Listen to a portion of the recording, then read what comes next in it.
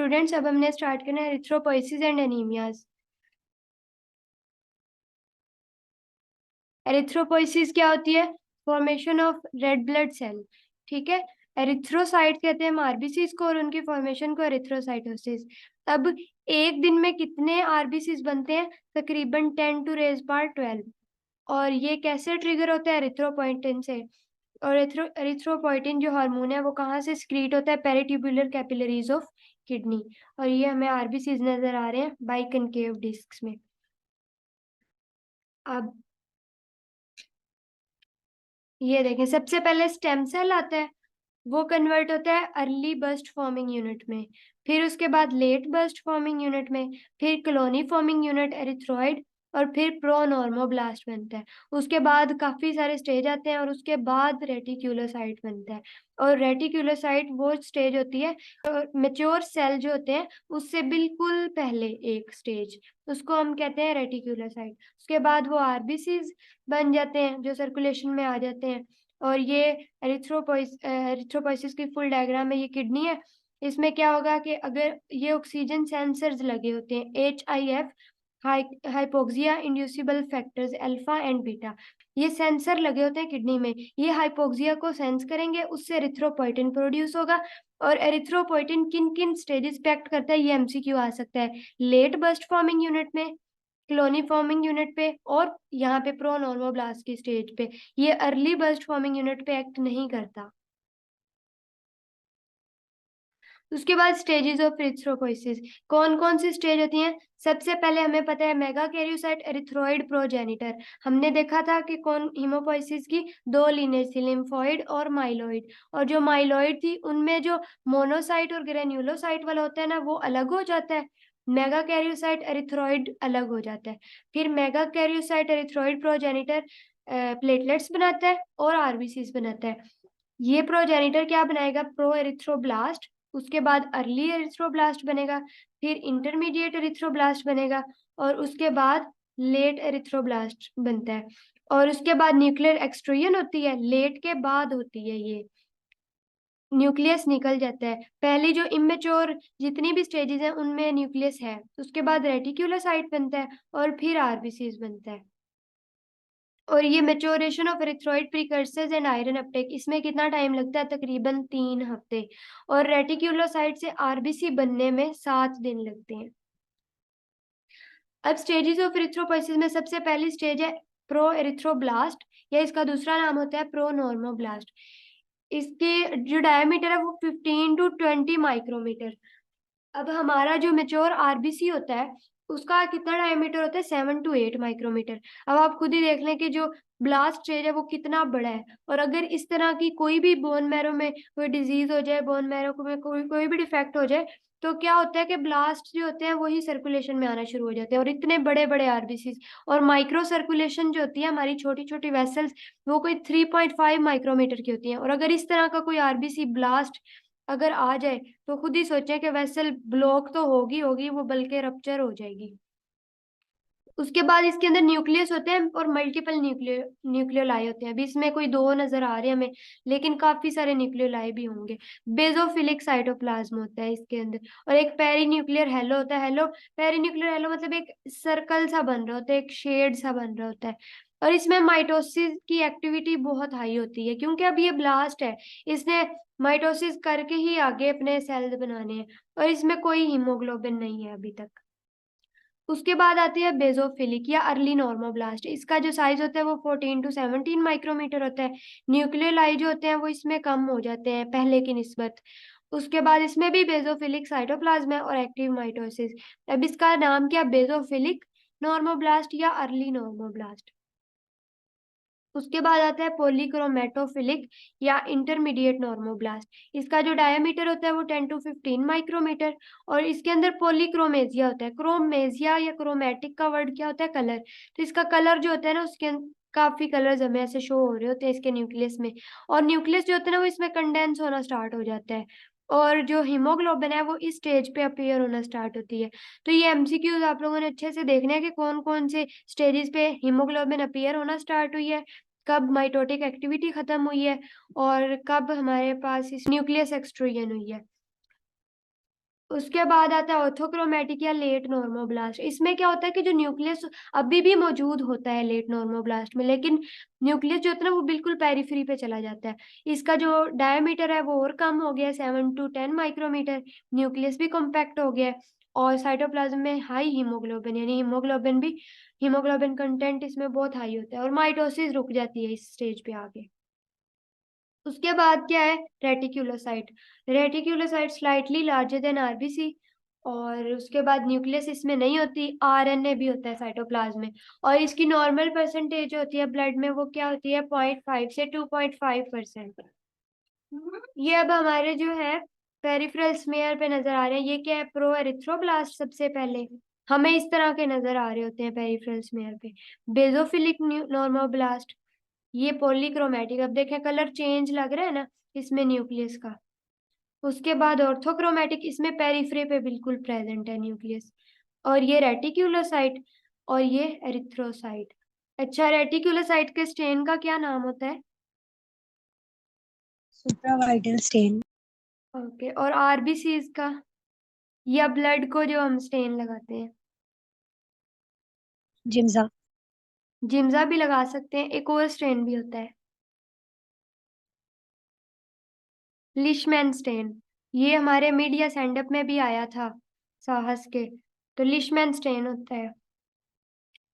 उसके बाद ये क्या है, सबसे पहले प्रो नॉर्मोब्लास्ट, इसने डिवाइड किया तो हमारे पास क्या, अर्ली नॉर्मोब्लास्ट बन गया। उसके बाद ये सारी स्टेजेस, इंटरमीडिएट बना, फिर लेट बना, और रेटिक्यूलोसाइट्स और ये बोन मैरो में होगा, और रेटिक्स और जो हमारे पास आरबीसीज हैं, ये दो चीजें ब्लड में होंगी। 60 to 80% इन सेल साइकिल, कहाँ तक, इंटरमीडिएट तक। उसके बाद जो लेट पिक्नोटिक है ना, ये न्यूक्लियस माइटोसिस की एक्टिविटी शो नहीं करता। उसके बाद ये कंपैरिजन दिखाया हुआ है नॉर्मोब्लास्ट का, रेटिक्यूलोसाइट का, और मेच्योर आरबीसी। नॉर्मोब्लास्ट में डीएनए होता है, न्यूक्लियर डीएनए, और आरएनए भी होता है। मैरो में प्रेजेंट होते हैं लेकिन ब्लड में नहीं होते नॉर्मोब्लास्ट नॉर्मली। लेकिन अगर कोई कैंसर हो गया या कोई इस तरह की डिजीज हो गया तो ब्लास्ट भी हमें नजर आते हैं। फिर उसके बाद रेटिक्यूलोसाइट, उसमें डीएनए नहीं होता, आरएनए होता है। मैरो में भी होते हैं और ब्लड में भी होते हैं रेटिक्स। और जो मिच्योर आरबीसी है उसमें ना डीएनए है ना आरएनए। वो मैरो में भी बहुत कम क्वांटिटी होती है लेकिन होते हैं, और ब्लड में भी होते हैं।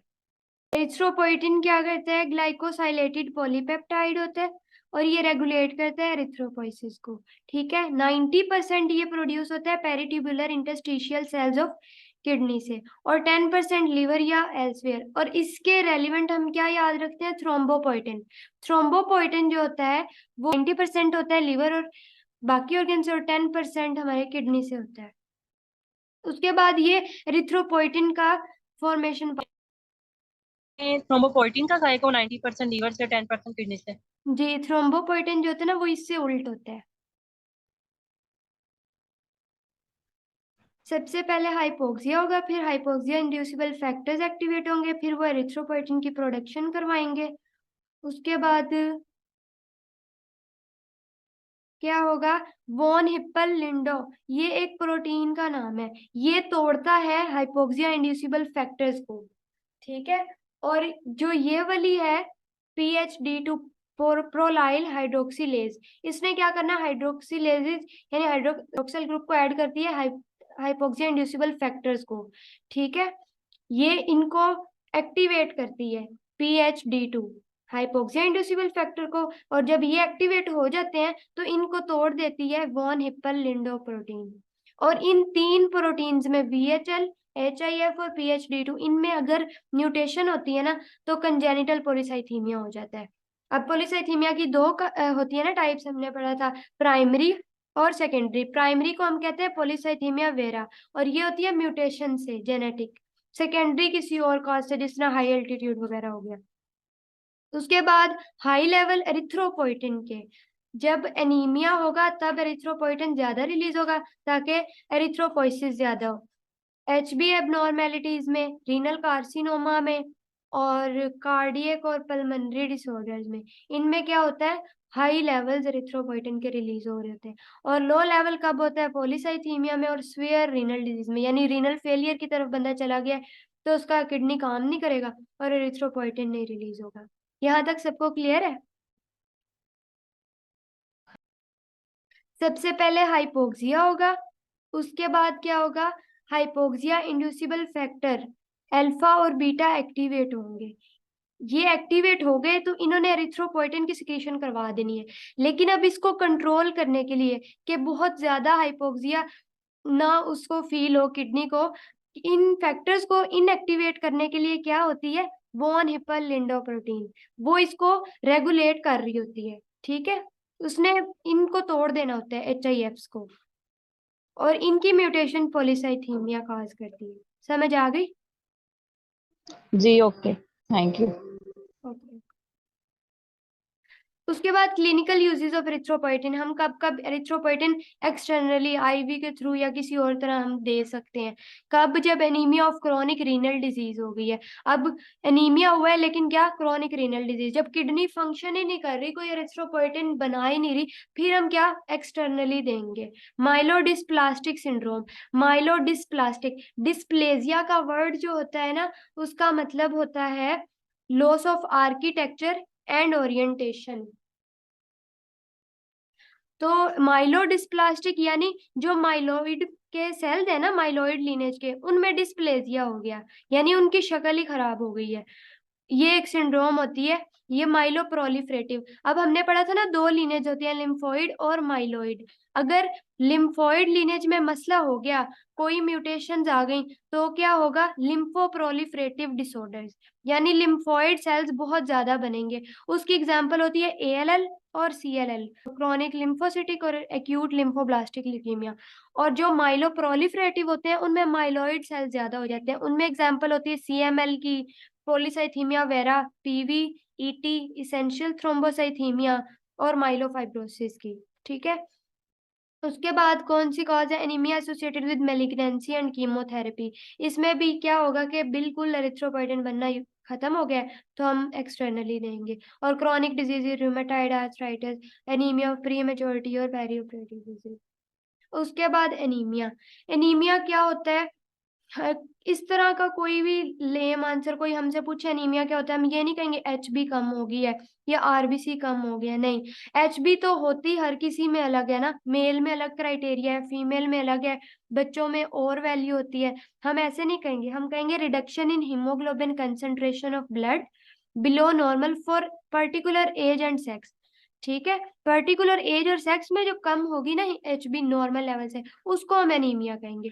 एनीमिया इंडिकेशंस एज की, ये WHO की इंडिकेशंस है और ये होपब्रांड में भी लिखी हुई है कि जो न्यू बॉर्न इन्फेंट्स होते हैं ना, अगर उनकी 140 ग्राम पर लीटर, यानी अगर हम ग्राम पर डेसीलीटर में देखें तो कितनी होगी, 14। अगर न्यू बॉर्न बेबी है, उसकी 14 से HB कम है ना, तो हम उसको एनीमिक कहेंगे। फिर 2 years से लेके प्यूबर्टी तक 11, ठीक है, 11 से कम है तो उसको हम एनीमिक कहेंगे। मेल्स के लिए लेस देन 13 ग्राम पर डेसीलीटर और फीमेल के लिए 12 ग्राम पर डेसीलीटर। फिर एनीमिया के बारे में ये है कि टोटल सर्कुलेटिंग प्लाज्मा वॉल्यूम, फिर हमने पहले एज और सेक्स का देख लिया। दूसरा ये होता है कि जरूरी नहीं होता कि RBC या HB ही कम हुआ है, कई दफा क्या होता है, डाइल्यूशन का भी प्रॉब्लम हो जाता है कि अगर बहुत ज्यादा डिहाइड्रेशन हो जाए ना, तो प्लाज्मा वॉल्यूम तो कम हो गया, लेकिन कंपैरेटिवली रिलेटिव कंसंट्रेशन देखें तो HB हमें ज्यादा लगेगी ना प्लाज्मा की निस्बत, ऐसा ही होगा ना। जी पॉइंट क्या कहा है? मैंने ये कहा है कि अगर प्लाज्मा वॉल्यूम कम हो गया है, तो हम अगर प्लाज्मा में देखते हैं ना HB की कितनी कंसंट्रेशन है, इसका यूनिट ही क्या है, ग्राम पर लीटर या ग्राम पर डेसीलीटर, यानी ब्लड में कितनी कंसंट्रेशन है। ठीक है, अगर ब्लड में प्लाज्मा की कंसंट्रेशन कम हो गया तो ब्लड तो कम हो गया, उतने लीटर तो नहीं रहेगा ना। तो उसके लिहाज से अगर हमारी HB नॉर्मल ही होगी ना, तो प्लाज्मा कम हो जाएगा, उसकी वजह से भी हमें ऐसे लगेगा जैसे हमारी HB। समझ आई? हाँ जी, आ गए। अब क्या, ये दो चीजें, प्लाज्मा वॉल्यूम और सर्कुलेटिंग एचबी, ये डिटरमाइन करते हैं कि एचबी की कंसेंट्रेशन कितनी है। रिडक्शन इन प्लाज्मा वॉल्यूम, अगर प्लाज्मा वॉल्यूम कम हो गया, किस किस कंडीशन में, डिहाइड्रेशन हो सकती है, हाइपोवोलेमिक शॉक, इस तरह इन कंडीशंस में क्या होगा, पॉलीसाइथीमिया हो जाएगा। ठीक है, हमें लगेगा एचबी बहुत ज्यादा है, तो इसको हम कहेंगे सूडो पॉलीसाइथीमिया। और इंक्रीज इन प्लाज्मा वॉल्यूम, जब प्लाज्मा वॉल्यूम बहुत ज्यादा हो गया स्प्लीनोमेगाली के केस में या प्रेगनेंसी में, तो वो एनीमिया कॉज करेगा। फिर उसके बाद एचबी ऑक्सीजन डिसोसिएशन कर्व जो है वो हम लोगों ने देख लिया डिटेल में। क्या होता है कि ये राइज हो जाती है टू 3 डीपीजी, और ये क्या करता है, शिफ्ट टू राइट। एनीमिया की कंडीशन में क्या होता है, शिफ्ट टू राइट। क्यों? क्योंकि 2-3 डीपीजी भी ज्यादा हो जाता है, और जो आरबीसीज हैं उनको चाहिए कि वो ज्यादा से ज्यादा, क्योंकि ऑक्सीजन की कमी हो रही है, आरबीसी कम है तो ऑक्सीजन भी ट्रांसपोर्ट नहीं हो रही, तो वो क्या करेंगे कि ज्यादा ज्यादा लेंगे ऑक्सीजन और जल्दी जल्दी छोड़ते जाएंगे, तो क्या होगा, शिफ्ट टू राइट। फिर उसके बाद ये टेबल, ये है मेन क्लासिफिकेशन एनीमिया की। अगर हम साइज को देखें, साइज के लिहाज से, तो सेल जो है या वो छोटा हो सकता है आरबीसी, या नॉर्मल हो सकता है, या बड़ा हो सकता है। छोटे के लिए माइक्रोसाइटिक, नॉर्मल के लिए नॉर्मोसाइटिक, और बड़े के लिए मैक्रोसाइटिक। और कलर की बात करें, या वो पेल होगा तो हाइपोक्रोमिक, नॉर्मोक्रोमिक नॉर्मल के लिए, लेकिन हाइपरक्रोमिक हम नहीं यूज करेंगे वर्ड, क्योंकि एचबी तो हमारी कम ही है ना, हमारे एनीमिया के डेफिनेशन में यही है कि एचबी कम हो रही है, तो हाइपरक्रोमिक कोई वर्ड नहीं होता। माइक्रोसाइटिक किससे पता चलेगा, एमसीवी, रेड सेल इंडिसेस में एमसीवी जो है 80 to 96 फेम्टोलीटर नॉर्मल होता है, अगर 80 से कम हो गया ना तो वो होगा माइक्रोसाइटिक। और एमसीएच भी कम है, 27 से 30 नॉर्मल होता है पिकोग्राम, अगर वो कम है तो हाइपोक्रोमिक, तो इसको हम कहेंगे माइक्रोसाइटिक हाइपोक्रोमिक एनीमिया। ये कौन कौन से केसेस में होता है, आयरन डेफिशिएंसी में, थैलेसीमिया में, एनीमिया ऑफ क्रोनिक डिजीज में, लेड पॉइजनिंग और सिड्रोब्लास्टिक एनीमिया। सिड्रोब्लास्टिक ये वर्ड रिलेटेड है ना हिमोसिड्रिन से, इसमें क्या होता है, आयरन डेपोजिशन ज्यादा होना स्टार्ट हो जाती है। नॉर्मोसाइटिक नॉर्मोक्रोमिक में क्या होता है, एमसीवी 80 to 95 फेम्टोलीटर, यानी एमसीवी भी नॉर्मल है, एमसीएच 27 से थोड़ा सा ज्यादा, ये नॉर्मल ही होगा।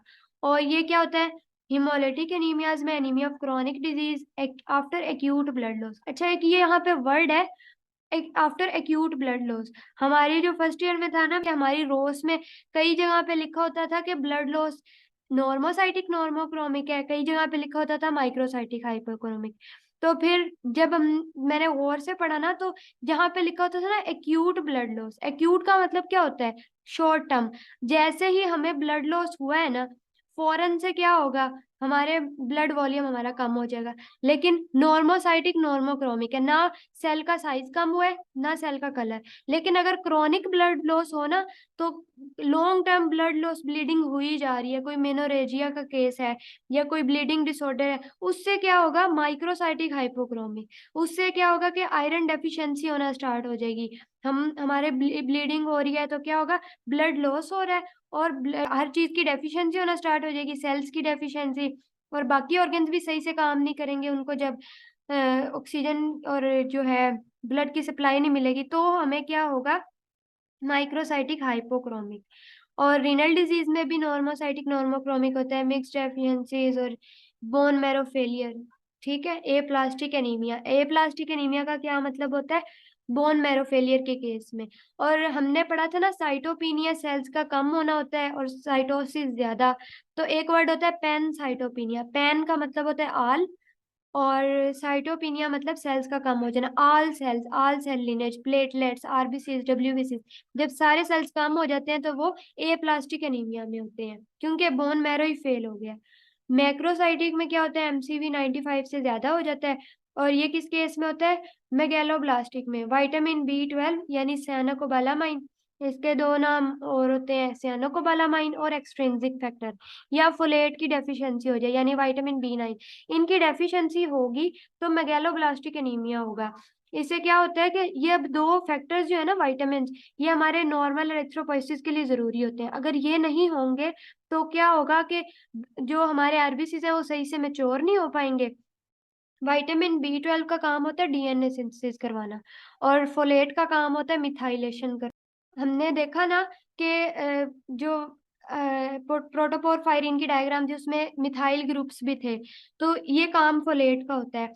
अगर ये ठीक नहीं होंगे, इसकी डेफिशिएंसी होगी, तो क्या होगा, ब्लास्ट इमेच्योर सेल्स हमारे सर्कुलेशन में आना स्टार्ट हो जाएंगे, और इससे मैक्रोसाइटिक, और ब्लास्ट में हमने देखा ना 15 to 20 माइक्रोमीटर उनका डायमीटर होता है। और नॉन मेगालोब्लास्टिक कौन से होते हैं, अल्कोहल, लिवर डिजीज, माइलोडिस्प्लेजिया और एप्लास्टिक एनीमिया।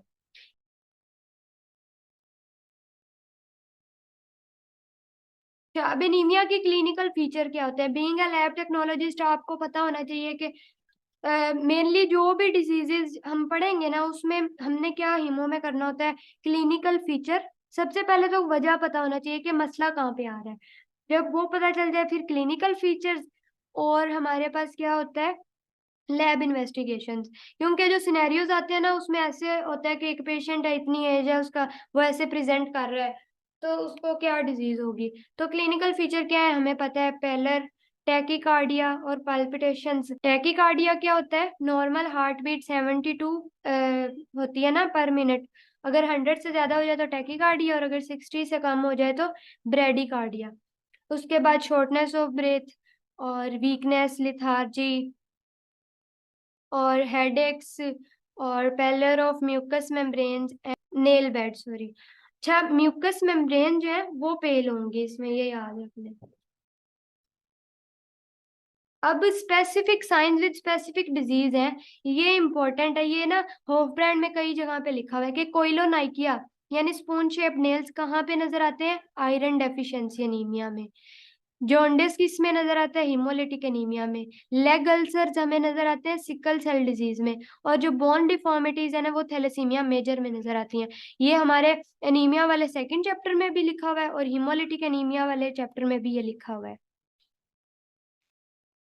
अच्छा, लैब इन्वेस्टिगेशंस में क्या है, सीबीसी में आरबीसी काउंट लो होगा, और लो एचबी होगी, रेड सेल इंडिसेस वेरिएशंस, यानी जिस टाइप का एनीमिया होगा उसी टाइप की एमसीवी या कम होगी या ज्यादा होगी या नॉर्मल होगी, इस तरह ये बताएंगे। रेटिक्स काउंट क्या होगा, इंक्रीज्ड रेटिक्स काउंट। इसमें क्या हो रहा है, एनीमिया यानी आरबीसी अब कम हो रहे हैं, हीमोग्लोबिन कम है, तो क्या होगा, बोन मैरो जो होगा ना वो कहेगा कि मैं अब ज्यादा ज्यादा बना के ना अपना फर्ज अदा करूं। तो क्या होगा कि वो इमेच्योर भी देना शुरू हो जाएगा कि जल्दी से ना कमी पूरी हो जाए। नॉर्मल 0.5 से 2.5 होता है, तो इससे ज्यादा अगर हो जाएगा तो वो हमें एनीमिया सस्पेक्ट कर सकते हैं। ब्लड फिल्म की तरफ आएंगे हम लोग उसके बाद। Important in all cases of anaemia, क्योंकि हमने पढ़ा ना कि एनीमिया के अंदर कई आयरन डेफिशिएंसी एनीमिया में हमें पेंसिल सेल्स नजर आते हैं, टारगेट सेल नजर आते हैं। वो अब हमें कब नजर आएंगे, जब हम उसका स्मेयर बना के देखेंगे। ठीक है। और एबनॉर्मल रेड सेल मोर्फोलॉजी होगी, तो उसकी शेप स्ट्रक्चर सब खराब होगा, और इंक्लेयंस भी हमें नजर आ सकती हैं। फिर बोन मैरो एग्जामिनेशन की तरफ हम आएंगे, उसमें क्या होगा कि सारी सेल लिनेज हमें किस पे नजर आती है, बोन मैरो पे। जो हम ट्रिफाइन बायोप्सी या एस्पायरेशन करते हैं ना उस पे हमें पता चलता है कि बोन मैरो एग्जामिन कि क्या क्या कौन सी लिनेज कैसे डिस्टर्ब हो रही है। नॉर्मल जो माइलॉइड टू इरिथ्रोइड रेशियो है वो क्या होती है, 2.5:1 टू 12:1, यानी माइलॉइड 2.5 से लेकर 12 तक नॉर्मल होती है, लेकिन 12 से अगर ज्यादा हो जाए तो हम उसको कहेंगे माइलोप्रोलिफरेटिव डिजीज। और एरिथ्रोइड जो है वो इनके मुकाबले में सिर्फ 1 है, क्योंकि एक ही सेल प्रोड्यूस कर रही है वो। अब बोन मैरो एग्जामिनेशन हम दो तरह से कर सकते हैं, एस्पायरेशन या ट्रिफाइन बायोप्सी। एस्पायरेशन क्या होता है कि जो बोन मैरो होता है ना उसके आसपास वेसल्स होती हैं, हम उसके अंदर नीडल डाल के ना उससे हम निकालते हैं जो वेसल्स के आसपास जो फ्लूइड होता है ना, सिर्फ वो, ये होता है एस्पायरेट। ठीक है, ये हमें पहले ए फिगर में एस्पायरेट दिखाया हुआ है, और बी वाली जो फिगर है उसमें ट्रिफाइन नजर आती है। ये होते दोनों प्रोसीजर एट अ टाइम है, लेकिन इसके लिए अलग नीडल होती है, इसके लिए अलग नीडल होती है। ये वाला हम क्या करेंगे, ये प्रॉपर बोन के अंदर डाल के और उसके अंदर से बोन मैरो बायोप्सी हम करते हैं।